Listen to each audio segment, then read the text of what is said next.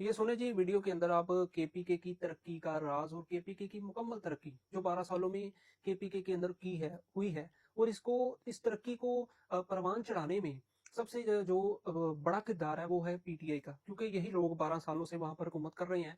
वहां की जो सरपरस्ती है इन्हीं के कंट्रोल में है। ये वीडियो के अंदर आप पूरी जो है ना डिटेल के साथ वहां की तरक्की का राज सुने। इसके अलावा सबसे ज़्यादा जो बेरोज़गारी है, अनएम्प्लॉयमेंट है, वो पता कहाँ है आपको? खैबर पख्तूनख्वा में, जहाँ पर 12 साल हो चुके हैं एक साफ शफाफ पार्टी को। 9.6% यूथ जो है वो अनएम्प्लॉयड है।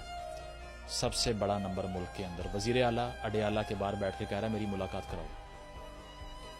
दहशत गर्दी हो जाए, धमाके हो जाएं, लाशों के अंबार लग जाएं, वो सिक्योरिटी कमेटी की मीटिंग्स में नहीं बैठता, वो अडयाला के बाहर बैठा हुआ। मैंने आपको पहले ही कहा था जिसको मुख्तस करेंगे इमरान बचाओ एजेंडे के पीछे जाएंगे और पख्तूनख्वा की आवाम जो है वो जरीलो ख्वार होकर रह जाएगी। यहाँ